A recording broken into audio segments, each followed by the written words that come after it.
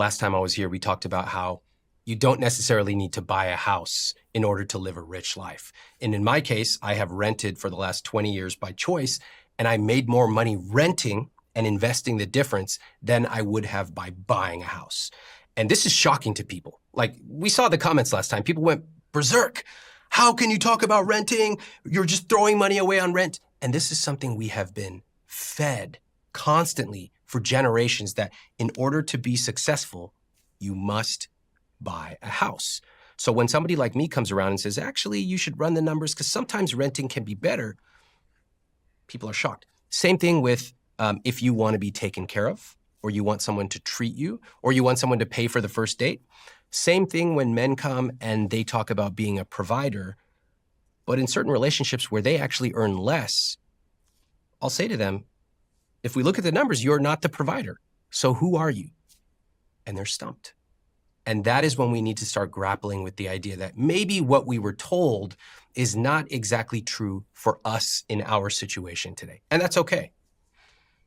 Do you think it causes more problems when in terms of the relationship dynamics and that sort of emasculation and, that the man not feeling like a provider when the woman earns more money than the man, from what you've seen? Not necessarily. I think that it is a different framework than we're used to. Yeah. When we think about my parents, for example, my mom stayed home with us. My dad went to work, single earner.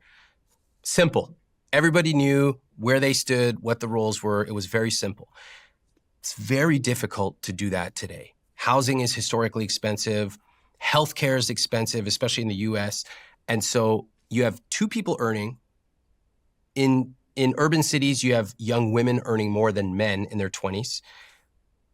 A lot of us are trying to figure out, what does this role mean for me and for my partner and for our relationship? That makes it tricky. I wonder if a lot of men are just choosing to remain single until they've kind of worked on themselves, because I think actually that's probably the path I would have taken, if I'm being completely honest. Well, I kind of did take is I didn't have a relationship until I was able to really provide. Oh, the P word. Yeah. Yeah. And where did that word come from? Provide. Like watching my father, watching movies, everything. Exactly. Yeah. No one ever says like, you are a provider, but we learn it from a million different perspectives.